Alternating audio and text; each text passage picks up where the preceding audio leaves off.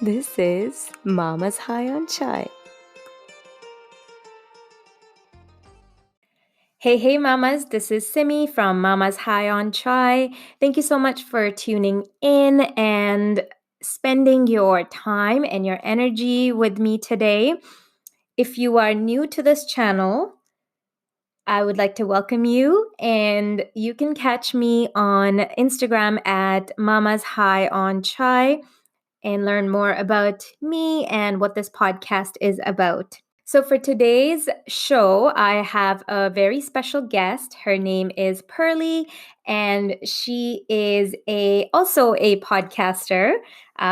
She runs this beautiful podcast called the Diatribe Podcast, and she is a wonderful mama to her 3-year-old daughter. We had an amazing, soulful, heartwarming conversation about being a South Asian, being a mother in this day and age, the challenges that come with it, our journeys so far, and the beauty that comes with it. So I know that this episode is a little bit longer than my usual episodes that I put out there. So feel free to pause it now and grab your chai, grab a glass of wine if you need to, and cozy up with a blanket and enjoy the show.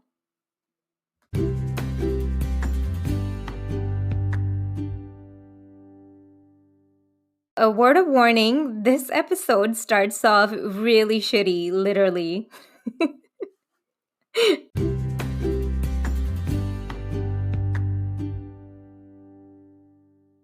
Hi, Pearly. Hi, how's it going? Mama's High on Chai. I'm so excited to be on your podcast. I just first of all want to say I'm a fan, and I mean that. I'm really a fan of every single episode. And anytime I connect with a mama who's doing something creative like this, it just makes me happy because I feel like we already have something in common. So it's been so nice. Yeah. It's been a pleasure. I'm so glad I got to know you and I found you on Instagram. And I love your podcast as well. You're my guru. Thank you. Oh my gosh. Stop. Thank you so much. Honestly, this is the purpose of me having a podcast, is so I can connect with like-minded people. So like, right. I'm super grateful, and I'm super grateful you asked me to be on yours. Yeah. And our personalities are so different, but yet we connect at this unique level. And we can relate with each other so much as well. I think that's really cool that we can just like, everybody's different, but we can appreciate the things that we do have in common. And we can also appreciate our differences, which is really important in terms of like building genuine connection. Right. I think like we learn from each other like that too. So yeah. Well, that's great. Thank you so much for coming on my podcast. And I do have to mention about before you came on, what the little incident that happened. Oh my, let's say it was a shitty evening. It totally was. Nature called. Oh my God, for both of us, right? Yeah. Like that is the true essence of motherhood. We both, Simi and I, just had like incidences where we're like, okay, this recording started a bit later than expected because we had poopy incidences with our kids. Yeah. So my husband just called right before I was about to get on the recording with Pearly, and he's just like, are you busy right now? I'm like, no, I'm just about to start my recording. And he's like, well, my son, Savin, he really had to go poo, so you need to come and pick us up ASAP. What do you have like okay, can you think of one scenario where your kids have done like just some funny shit? Because your kids are a bit older than my daughter, so you have you're like an OG in the motherhood game now. You know? Like I experience things, but oftentimes I'm like, okay. I don't know, funny scenarios. There's been so many, but I can't really remember. This was really like highlight of my day today. This is like one of those like highlight moments that you won't forget. And literally, I'm like messaging Pearly, and I sent her a voice message saying that, this is a real emergency. I have to go. I'm so sorry. That's the beauty of motherhood. Like Yeah. it's a roller coaster, like literally, right? You can Yeah. have just high emotions one day. It could be really messy another day. That's just Yeah. exactly what it is. Yeah. And that's a way that we all can relate, right? We can Right. be completely different people, but motherhood humbles us all the same way at the end of the day. Totally. Totally. I totally agree with you. And like, yeah, just the things that they say on a daily basis, and they just totally give you a different perspective on life, and um helps you love life so much more, Oh my gosh, it's so right? true. It's so true. It's like our children really teach us how to be grateful Right. for what we have, and not just what we have, like everything. And sometimes it comes in unruly ways. Like now all of a sudden, I'm not all of a sudden, but since becoming a mom, I'm so Yeah. grateful for my coffee or my moment of coffee. And I know like it's something we all can say and we can all laugh Yeah. about, but I really mean it. Like I tell my husband, like sometimes I'm so chipper in the morning and I'm like, I'm just excited because I get to have coffee. Yeah, I love my mornings, when before the kids wake up, and that's my me time. First thing I do is just to have coffee and just sit down in a moment of peace, and then I'll work out or do some yoga, and then I enjoy, like, really cherish that morning with when my kids wake up as well, Yeah. and hang out with them. And we've kind of, like, now with the COVID times, we've kind of set a bit of a routine now. So yeah, how are your mornings? Like, what's your routine like? So it's funny because like you, I need a moment in the morning. I Yeah. can't just so that you posted about that not long ago and I was so inspired by that because I'm like I do it but maybe not as intentionally. Yeah. Sorry about the noise. So sometimes I'll tell my husband like I just need a moment. So a lot of the times to be honest, he does breakfast so I can Yeah. like wash my face, drink a whole glass of water. I just need to be grounded first thing. Yeah. So even if I don't have the time, I make sure that I do that. I ground myself in the morning, whether it be getting up, making my bed, and sitting by my room window and just staring at the sunrise or looking at the sun because Yeah. my daughter wakes up at the crack of dawn. Yeah. So like I really do that. And sometimes I just make sure I have a moment with her. She does sun salutations in the morning where she looks out the window and she says, "Good morning, sky." Um, yeah. And it honestly, like I find she's a very grateful kid. Yeah. And it's normal for kids to want for things, like it's totally normal, but she is Yeah. so grateful with what she has.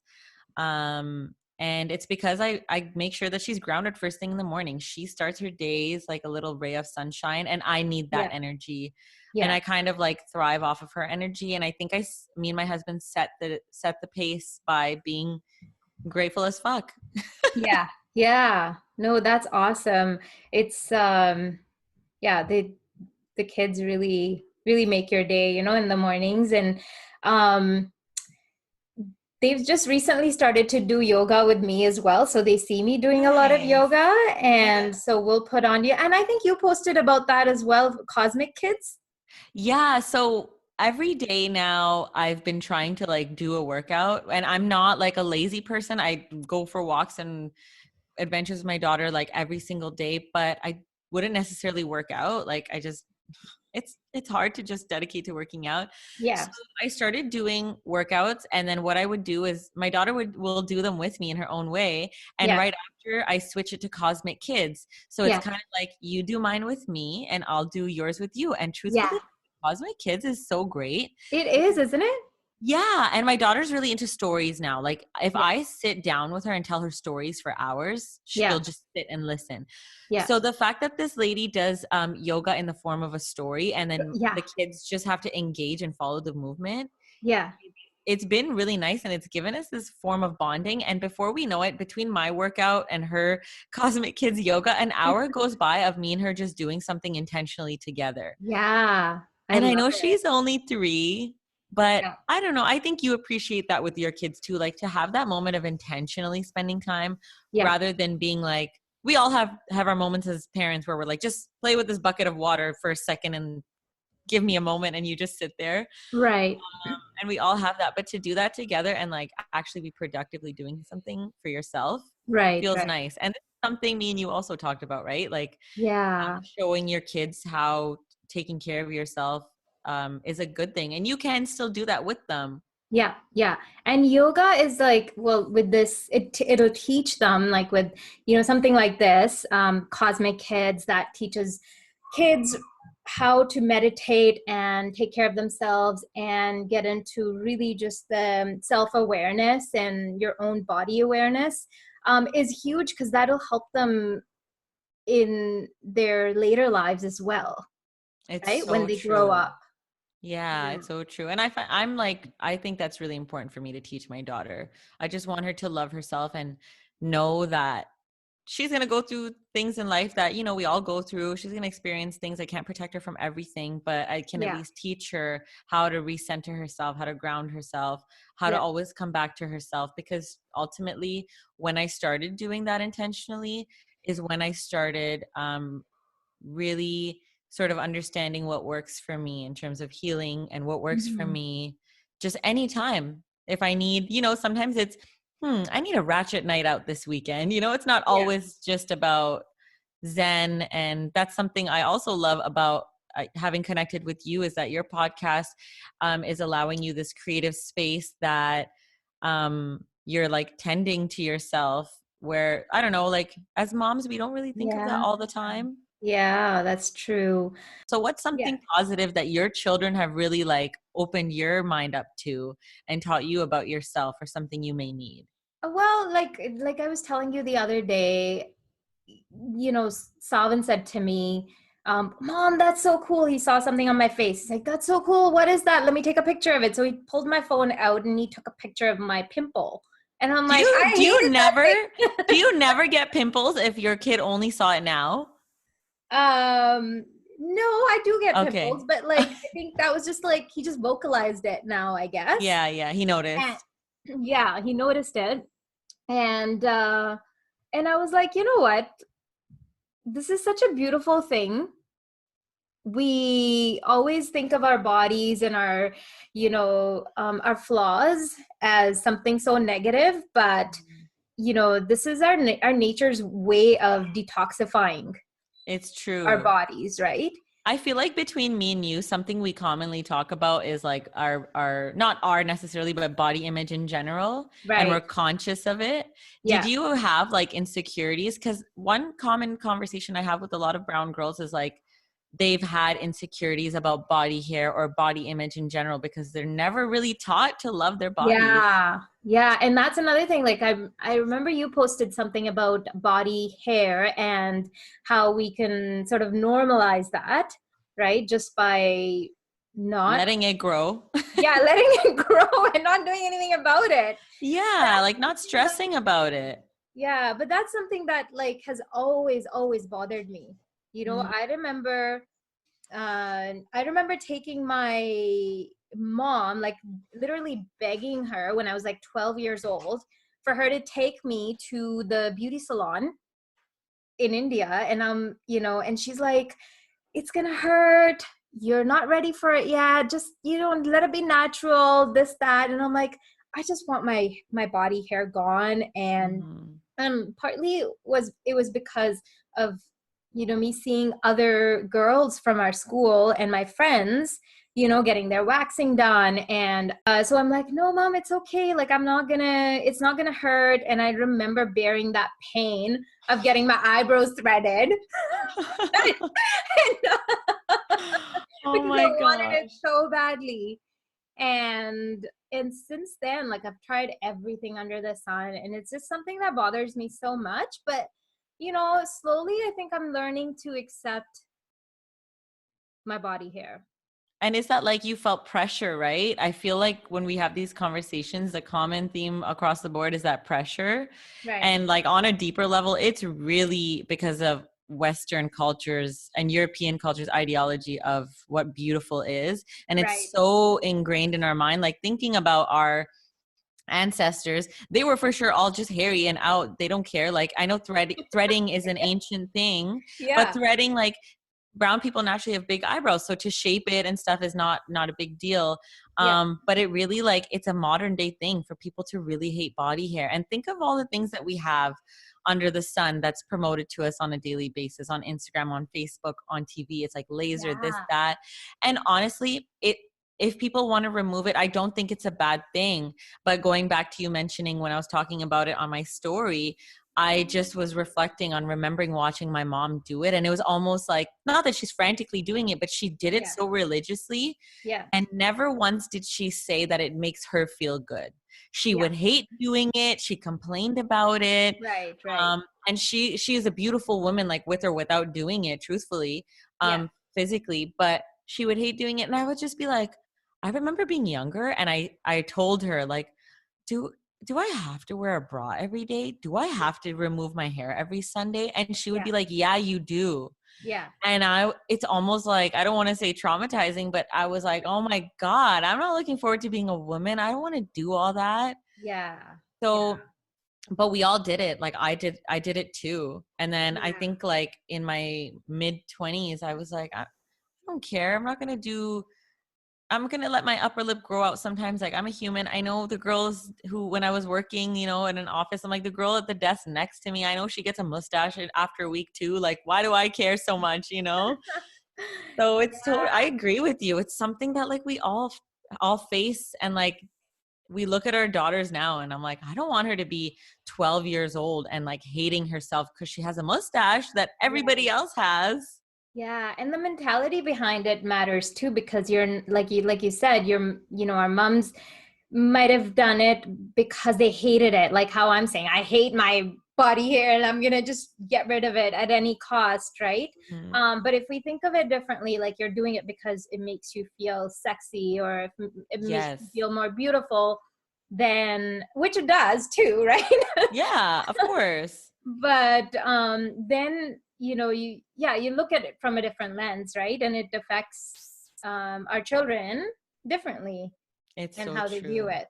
And it's also normal. Like, it's so also, I know, we're talking about it's embedded in our mind, and it's because of a lot of pressure. But at the same time, like, we're human beings. We all have Yeah. insecurities. Right. Like, Right. we all have something where we're like, ugh, I wish it wasn't like that. You can still love it. You can still fall in love with that part of yourself. But Right. if you could wave a magic wand, Yeah. it's totally normal for us to have those feelings. And, like, the hair thing is a big one in the It brown is. It is. community. It's especially in our culture and our community. And then so much of consumerism as well, right? Like, every day, like you said, like there's so many products that we see and so many services that we see that, and then these beautiful images Yeah. online, right? That makes you want to be like that. And Yeah. we I'm forget that we're often, just humans. yeah, I'm often like, I almost forget sometimes because of the world that I live in my mind now. But oftentimes, like, without ill intention, a lot of friends or acquaintances or just women in my life will, in conversation ask, like, oh, what eye serum are you using? Or, oh, like, somebody at work once mentioned to me, oh, are you going to do something to minimize your pores? Like, are you looking into getting into something? Do you use any anti-aging products? And I'm just like, do I need to? But, I'm aware that, like, I have pores, and I'm getting some wrinkles under my eyes, and just like, I'm aging gracefully, and Yeah. I'm okay with that. Yeah. And culture, just like, I don't use a lot of things. Like, I like to keep it simple, just Yeah. because I can't keep up with it. I truthfully admire Yeah. women who can do, use a lot of these things. But when people ask me things like that, I'm just like, wow, that pressure is just there for all aspects of our life. If you're Yeah. younger, are you removing hair? Are you doing this? Are you wearing eyeliner? Are you doing that? When you're getting a bit older, it's like, what are you doing to not look older? And I'm like, well, nothing. Yeah. I'm just, and it's so funny because, like, like I said, someone said something to me at work once, and then I go home and I'm like looking up eye serums and pore diminishers and stuff. And I was like, if I didn't need it up till now and I don't want it, why am I Yeah. letting this exterior influence make me feel that way? But women have Yeah. that pressure. Men don't have that pressure. If they're at work, No. they have other ones, Yeah. but nobody's going to tell my husband, like, what are you doing about those pores? Yeah. Yeah. Nobody's going to tell him that. Totally. Yeah. I also have friends that'll talk about, I actually had this conversation about wrinkles and eye serums and skincare products with my friends. And I'm just like, and they all know, like, I stick to, like, I had this for the longest time. I had this thing where if I can't eat something, I'm not going to put it on my face. Yeah. And so like, I used to just make some homemade masks and like just from like things that I had in my kitchen. And like I'm pretty simple and I don't really feel like sometimes I do feel the pressure, like, should I be like, I don't know, like, maybe I'll get more wrinkles than somebody else, if I don't start using these Yeah. anti-wrinkle creams now, right? It's true. And honestly, like maybe I'm biased, but I think brown women age so beautifully.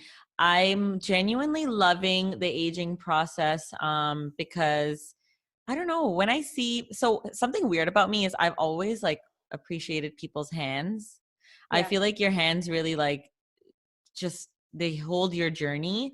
And like would always love looking at my mom's hands, my grandma's hands, my aunt's hands, and I'm like, yeah, wow, like those hands have been through so much, they've done so much, they've fed yeah, people. yeah, And when you see the, like I mentioned my grandma, my mom and stuff, because when you see the aging process in those hands, I'm like, yeah, wow, I don't know, it's a weird thing about me. I'm like, I feel life, and yeah, anything that shows me signs of living and life, it just, for me, it's beautiful. right. So I definitely have had um superficial struggles in the past, but I'm really at that phase now where like I don't dye my hair at all, and people often ask me like, are you Mhm. going to dye your hair, are you going to do this or that? And I know, again, it's not them asking maliciously, but I'm Mhm. like, no honey, I'm just aging gracefully, and I'm going to let my grace come out. And again, it's not knocking people who do dye their hair and do all these things. That's also Right, beautiful, right? right, That's right. their Yeah. process. Hmm. But for me, I just have a different mentality, and I'm seeing it as a sign of my life and me living, and nothing makes me Yeah. feel more alive, and it makes me appreciate my human experience way more because I identify with my soul more. So Right. to experience these things, I'm like, wow, like I'm a human being, I'm here, I'm going through these things. It feels Hmm. good to be alive. Yeah. And you know what? On that note, my mom had also never dyed her hair. And Mm, she let her, when her friends and her peers were always, dyeing their hair and like trying to look younger, she just kind of let herself age very gracefully. So I think I'm just picking up on that. And I yeah. don't think, like, last time I dyed my hair or bleached my hair was, I don't know, when I was like 15, 14, right? Like, Yeah, we all bleached our hair at yeah. 15. Oh my God. I had those like streaks. Oh, I had like blonde, just bangs, Yeah, my bangs. yeah, And then I did red, and then I did blue. I don't know what the hell. I think after that, that's probably why I never dyed my hair again. Because I look back, I'm like, what the fuck? yeah, yeah. And you have curly hair, right? So Yeah. it dry, like, curly hair is usually drier anyways. So So you it'll shouldn't dye your curly no, hair. yeah, yeah, you shouldn't, because it'll actually damage it more and make your curls sort of go away, right? Like it'll just, Yeah. yeah, make this weird poof or Yeah, whatever. curly hair is another thing too. Now that you mention it, like my mom has had small curls, but my dad looked like a Bollywood actor when he was younger. Like he had the Yeah. beautiful, just flowy hair. Hmm. So I got a mix of them, so I have big curls. But from when I was as young as I can remember, my mom always looked at curls as just like not nice, not beautiful. So she would Yeah. always straighten my hair. So I don't know if you had the same thing. Totally. I think that, like, back in the day, people just didn't know how to manage curly hair. So, especially our parents, our moms, right? Like they didn't really know. So I think the thought was like, if you have naturally straight hair, that's beautiful because it's an easy to manage. You wash it and once it dries, it's just nice and straight and you don't have to do anything. It looks good, right? The way it is. Yeah. But as soon as you had like curly hair, yeah, like you just didn't know how to manage it, didn't know how to care for it, because the way you care for curly hair is so different than the way you It's true. It's true because like I'm on this journey now of like understanding better how to take care of curly hair because my daughter has curly hair and I was like, "Oh my God, she has to love her hair. It's so beautiful and like I yeah, want her to at least love it and know how to take care of it." And I just remember my mom like anytime my hair would right now like it's drying so it's still just down, but yeah, um she would really like stress yeah, like she was like, if your hair is curly, it's unkept. And maybe that's like a racial thing too, right? yeah, yeah, Because a lot of Indian women, like their hair is typically wavy. yeah, And this is again, I'm going on a deeper level, but when you think about the older Bollywood movies, first of all, they're better than new Bollywood, but yeah, none of the actresses ever had curly hair. They never had like ringlets, you know what I mean? If they had ringlets, it would be like a big, like funky, like wig or Poop, or something. yeah, Yeah, but it would never be. They always had straight hair or just like those beautiful waves. And I'm like, who yeah, really has hair naturally like that? yeah. So they must have done something, because I don't think back in the day they had straighteners. So it's like, yeah, well, they had the iron. I don't know if you Yeah, ever they did. ironed your hair. Have you ever ironed your hair? Oh yeah, of course. And like that's what our parents saw. They saw like Bollywood actresses and that was their idea of beauty. So it was Yeah, like light skin and yeah, just wavy long hair. And I'm like, well, my totally. hair doesn't come out like that. Yeah. Oh, your hair is so beautiful. Thank you. It So is really is. yours. Now like I love curly hair. Now I'm like I got to get it back. Yeah. But that was like a big that it's so weird. It's definitely I wouldn't say it's a problem, but that was something part of my identity that I also like was like, well, apparently curly hair is unkept. So if I'm going to a Yeah. formal thing, I have to straighten it, Yeah. which is totally was embedded in my own mind. But Yeah. Yeah, I don't change that. I heat styled my hair forever. Like since I like discovered the hair straightener, I was just in heaven. I was like, wow, like, I can finally be beautiful. My Oh hair can wow. finally be beautiful because I hated my hair. It was only about actually it's a funny story. About a year ago, my husband and I were watching a Shark Tank, and we came across these two girls who were selling this hair product, like curly hair product, and it was called Controlled Chaos. Okay. and and then in that show, these girls were like, oh, the skin, like, you only need a dime size of this product, and like, you put it on wet hair, and then your hair just becomes whatever, like, nice, Perfect. and you can keep your nice and curly hair that's naturally curly. Yeah. And so, like, I was totally sold. I'm like, you know what, I'm gonna try this, right? Yeah.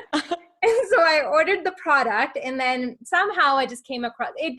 Ended up not working out because it's like not such a great product. That's But right. What you just said right there is the life story of a curly headed girl trying a product that you thought was gonna work, and then you're like, well, it didn't work. yeah. And then I came across this thing called Curly Girl Method. Right. And I was like, what's this Curly Girl Method? And I just started to research a lot more, and yeah, so just got into this whole world of how to really manage your curls. Yeah. And I've heard of that. I need to look into it. yeah, and it's really awesome because it's just a regimen and a way of caring for your curls. I fall off of regimens. I can't do it. So if I'm Mhm. spending money on something, I'm gonna feel so guilty if it doesn't Yeah, work or if I don't stick to it. So yeah, if I keep it as simple as possible, I'm just doing a favor to myself. yeah. And that's what I wanted. Like, I was actually quite frustrated with this whole curly girl thing, and my husband, oh my gosh, like, he's like, when is this gonna end? Never. You're like, I Because have curly hair for life. It's never gonna end.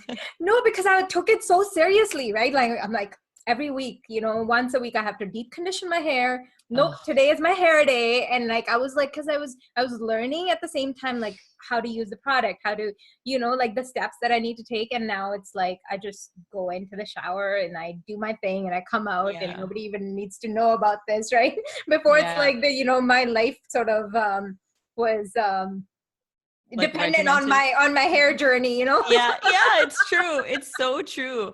It's so funny because motherhood really taught me the importance of loving myself genuinely. Like we've Yeah, talked about what we want to show our kids and that we want to make sure that they know it's good to take care of themselves. But aside from that, as my own individual person, it's not that I hated myself or anything like that, but I yeah, never looked in the mirror and appreciated myself. And that sounds corny, but yeah, I can look in the mirror now, even on days where, I have pimples and my face hurts or whatever it is, and my dark yeah, circles are darker than usual. And I look at myself and I can still be like, thank you. I love you. Like, you're doing great. I appreciate you. And like, I'm yeah, talking to myself like that yeah, because a lot of it comes from something that we have talked about off the record, that our childhood wounds that we yeah, tend to. yeah, I thought of it as I need to talk to myself how I would want to be talked to by my mother, my yeah, daughter, even my yeah, grandmother, woman that I would have looked up to or I admire, yeah, or just coming from, like, if I backtrack a little bit, like looking back at relationships I had been in, I'm like, yeah, wow, aside from being aware of, yes, what the other person might have done to me, I'm like, did I really like let myself, did I really treat myself like that? yeah, Like, I didn't love myself. Like, yes, you can blame the other person as much as you want to, but like, yeah, by choosing to stay in these situations where you're treated like shit, you're feeling like shit, yeah, you're allowing that. So yeah, like I really like I've come to a place now where, yes, we talk about being on this journey of loving our hair and our bodies and our hair styles and textures, yeah, but this is our whole image. And like, to have struggled with that a lot of your life, and then realizing while becoming a mom and while being a wife and while figuring yourself out as a person, that like, oh my yeah, gosh, the center of it all is that I need to love me yes, genuinely. yes. So it changed my whole life. Yeah, and the reminder, like the constant reminder, like whenever those thoughts come your way, because it's kind of ingrained in us, right? Like it's so it's so deep inside of us that we can't help but think those thoughts that, about body image, or about how the society wants us to look, or anything like that. But at the same time, like, you think about, no, like you need to change your mindset for your children, because they pick up on every little thing that you do and say and even think. It's true. And it's so beautiful even to see, like, my daughter, I know she's just 3. I always say that, but she loves herself. Like, she Yeah, loves herself for like her qualities and her strengths, and like, yeah, she dresses herself. I let her choose every day what she wants to wear for the yeah, past year, maybe since she was yeah, 2. yeah, Probably before that, because she chose her birthday dress as well, and it was a Batgirl dress.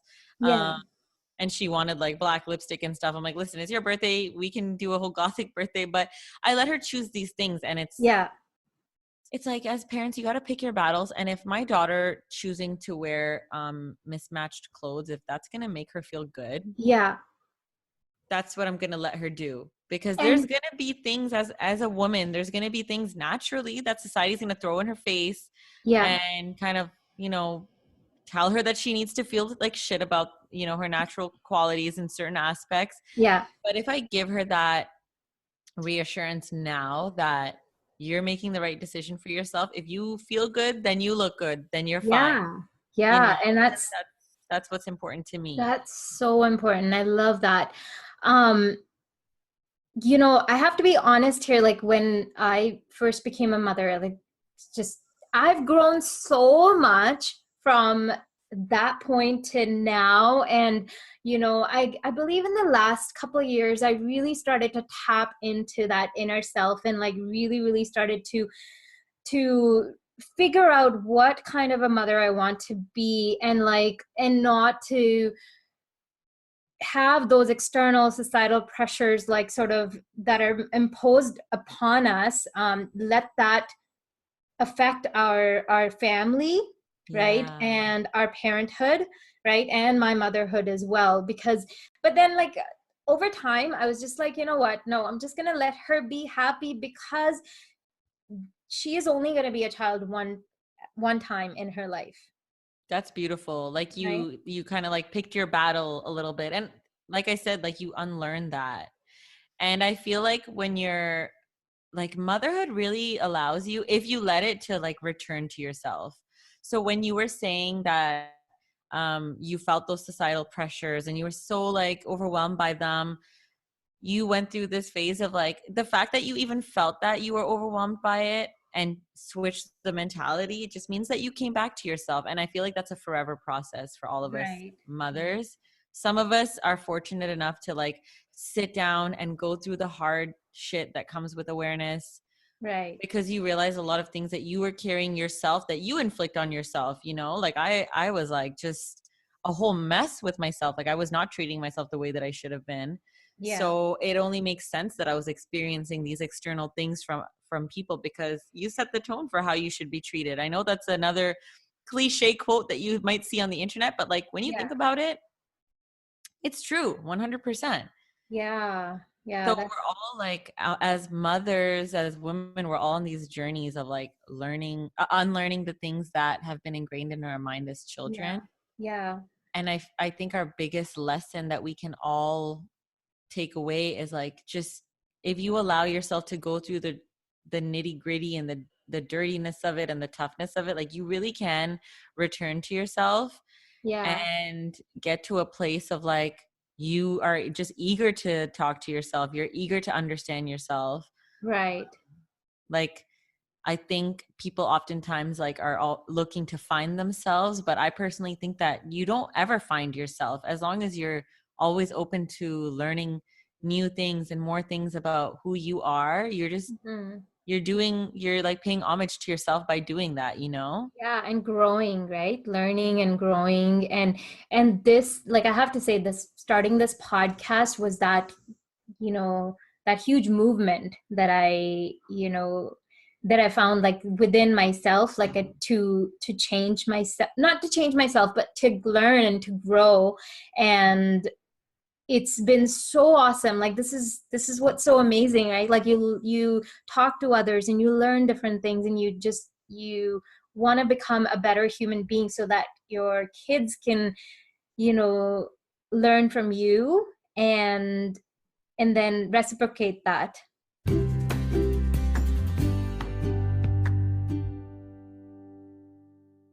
How has your, and you might have mentioned it in your previous podcast as well, like how has your life, your relationship with your husband been since you've become a mother?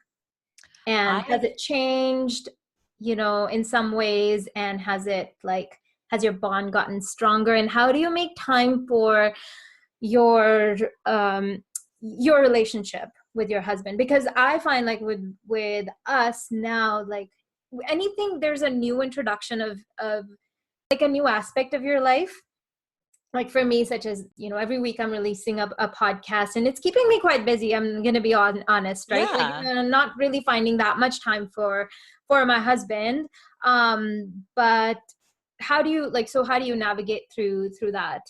Yeah, that's like a common thing too. Like I find it's hard to find that balance, but I have come to a place now where I'm like, okay, I will schedule certain things on certain nights for my podcast and that's it.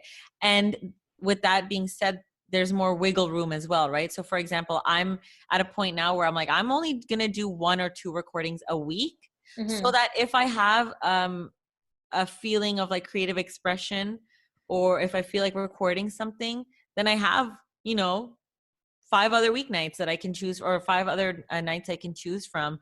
Right. But our relationship has changed as parents, just in the sheer fact that we don't have time. We don't have that constant time to just be like, it's just me and you and our romantic life all the time. Yeah. Now it's more like he's my ride or die and I'm his ride or die. And Mhm. we go through a lot of shit that all couples go through, especially as parents. Mhm. And at the end of it, we really rely, like every single day, we heavily rely on each other, not for like happiness and things like that, but to like get through life as Yeah. parents. Like And we, lift each other up. yeah, we lift each other up and we like rely on each other's strengths and weaknesses and we pick up where the other person needs it. Right. And we just like, the relationship is different after having kids because you go from like just lovey-dovey romance, which is still there, that doesn't end. Yeah. It's just now it's like you like, I don't know, it's just like so sexy seeing him be a father and so sexy seeing him like show Yeah. up for me as a husband. Yeah. And that's what I mean by like ride or die. It's like no Mhm. matter what, like we got each other. And Mhm. yes, things are tough, but at the end of it, I don't want to do this with anybody else other than him, and I Yeah. couldn't. Yeah. Yeah. And also I think in these situations when you are so busy, like maybe you and I have a podcast, we have other things, but like, there may be other mothers out there, other couples out there that have maybe something else going on, or maybe not as much, but they're still busy with their, like, I think motherhood, parenthood is hard enough anyways, right? That you don't have time Yeah. sometimes for each other. But it's so important to basically like work on your relationship and deliberately, Yes. maybe even schedule things like, hey, Yes. tonight let's do this.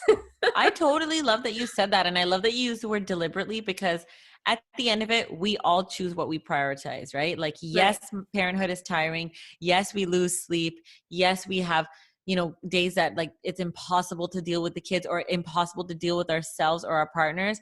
But at Mm-hmm. the end of it, we prioritize. So either you prioritize getting more sleep that night, which is Mm-hmm. super important to me. Like my sleep, like it's so important to me because I'm one of those people that can't be the best version of myself if I don't get the right amount Enough. of Yeah. sleep.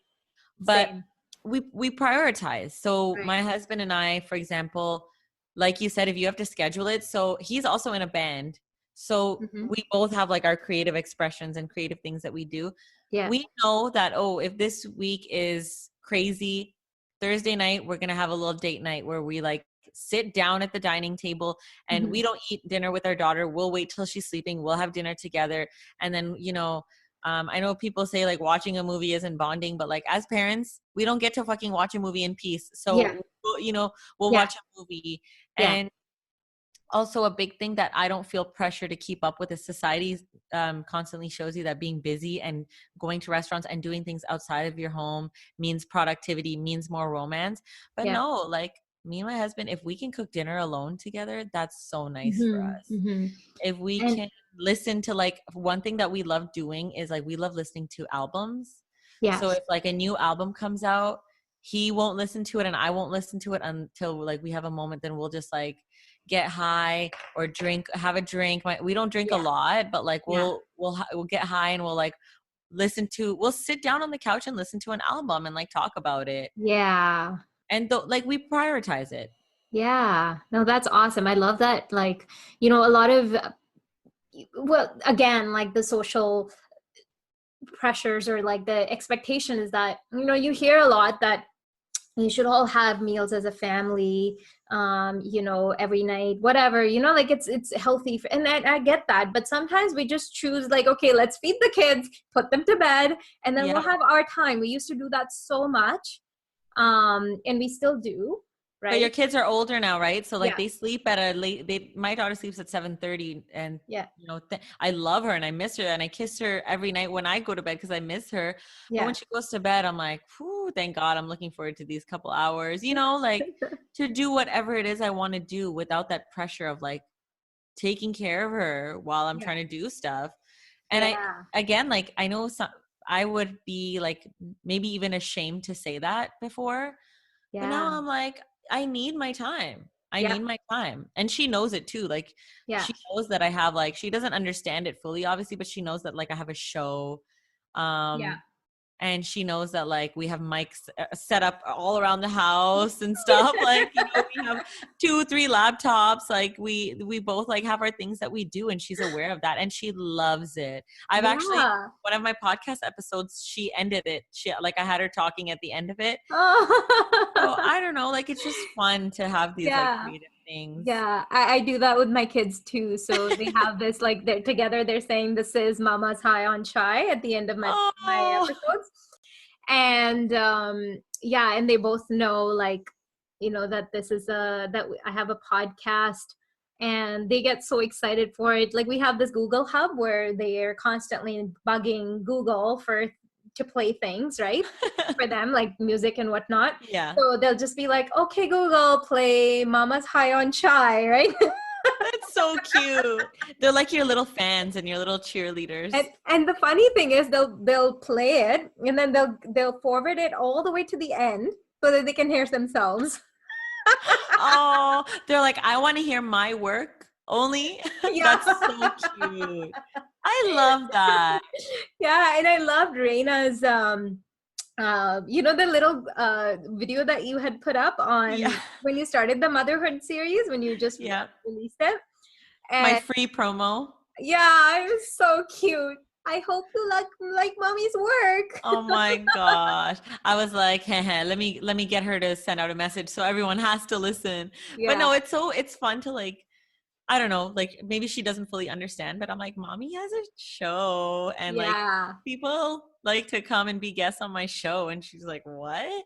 And one night she asked, she's like, do you do it when I'm sleeping? I'm like, I do it when you're sleeping. Yeah. Yes. So, and like she's getting older, so she's been asking lately, like, when I go to sleep, you and Papa eat dinner?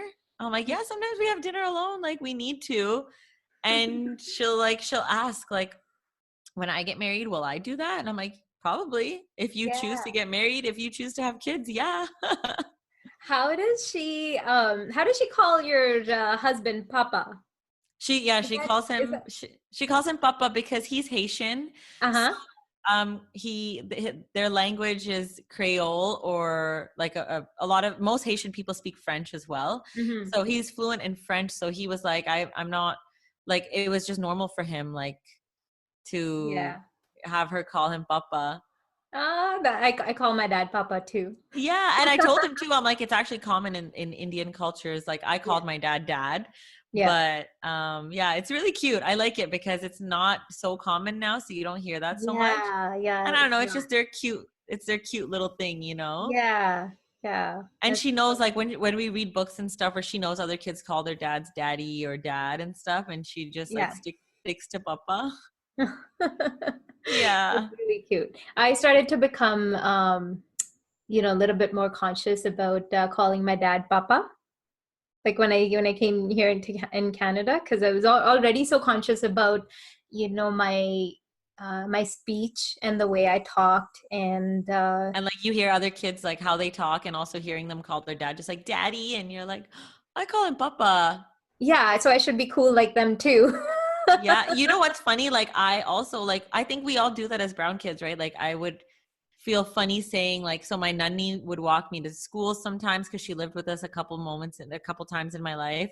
Hmm. Um, and I would say like my nanny sometimes, you know, I'd say nanny because that's how Yeah, some white people call their nana or nanny. yeah. So, but now I'm like, fuck that, it's my nanny. And you know what? My daughter has done that a few times even now. Like she's only in grade 1, and and this she started this when she was in kindergarten. I'm like, you can call her, like you can tell your friends that that's your nanny, right? Yeah. And And then that's totally when I did it too. I think I was in yeah, grade 1 too. yeah. And then she's like, well, no, my friends won't know that she's nanny, so I just call her grandma, And it's right? like explain it to them, you know? But Yeah, when I think I was literally your daughter's age when I did that too. yeah, And it's just like, I don't know, I don't even know what it was. I think it's like majority of the people around you don't have nannies, you yeah, know? So yeah. you just feel funny saying it. And So maybe even it's an internalized thing for ourselves. yeah. And like sometimes, she'll explain certain things to her friends, and I'm like, why don't you just call it like roti or something, right? Like, and then she's like, Yeah. no, I just called it pancakes or something, right? Like she's like, they won't understand. It's like, just say it. It's roti, but it's kind of like pancakes. It is like, it's a lot to explain, you know? And honestly, some kids, like, truthfully, if I'm being real, like, some kids are, if they're not cultured, like, their parents don't teach them cultural sensitivity. That's the unfortunate thing about, like, society now, is that there's still white kids out there making fun of kids' lunches because it smells funny. Yeah, But it's actually just our beautiful cuisine. And, like, it is. people have a responsibility to teach their kids. Otherwise, our kids are going to continue to feel uncomfortable. And that's so true because, even till now, sometimes I'm like, oh, maybe I shouldn't take this. Like, I'll take like curry or dal or something to work, but then I'll sometimes I'll be like, oh, maybe, it smells too much or whatever when it's Yeah, or like, warmed how up am I going to because eat it's this? ingrained in my mind. And Yeah, it's so true. It's all these little things. And then, I don't know, I find the unlearning process, I can appreciate it now, hmm but it is tough. But I'm just like so much more in tune with my culture now, and so much more proud of it. And so much, like, there's almost like a yearning the older you get to reconnect, right? right, right.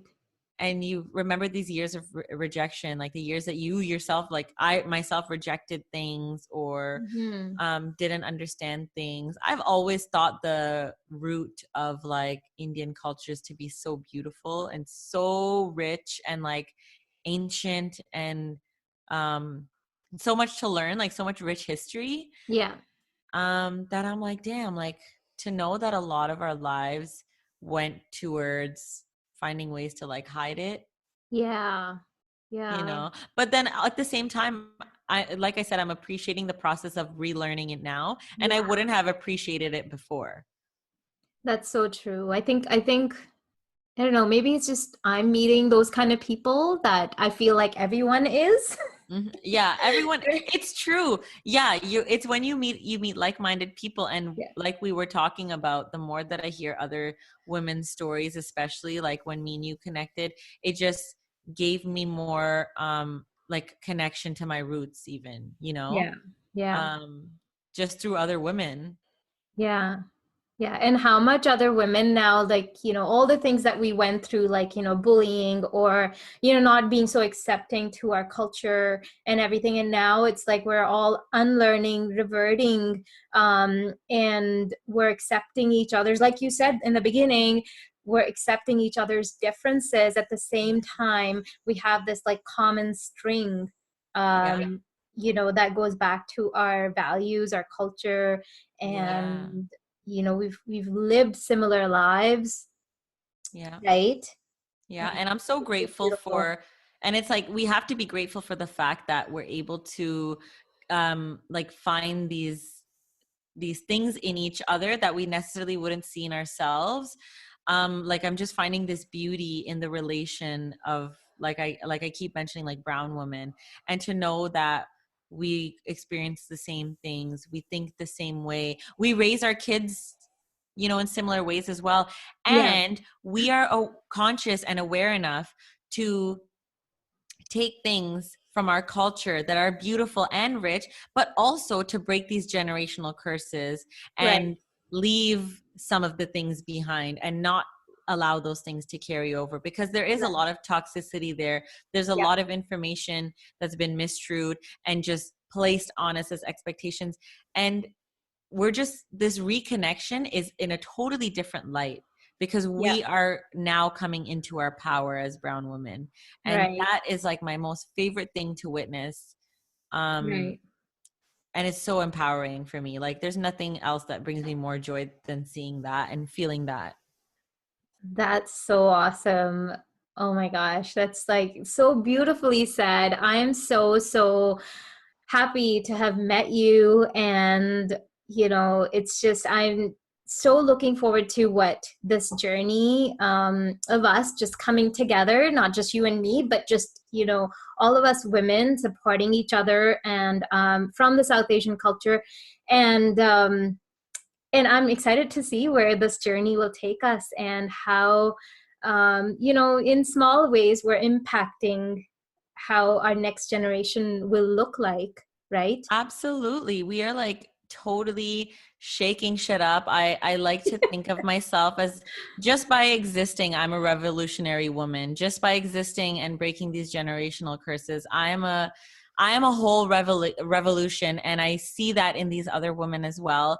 And I have to thank you so much again for having me on here and just for us connecting, because this is a part of my journey. This is a part of your journey. And already I'm genuinely eager and excited to see what episodes you put out, what other content you put out, because it's a learning experience for me, and it's a means to connect, just by hearing other stories. So thank you so much. And I'm so excited too. Like, I'm so excited to see where this goes. And I'm always going to be a fan. Oh, thank you. Thanks so much. This means so much to me. And good luck with your podcast as well. Good luck with your journey. And I can't wait to meet you one day. Yes, we're going to make it happen for sure. Thank you. This is Mama's Higher Child.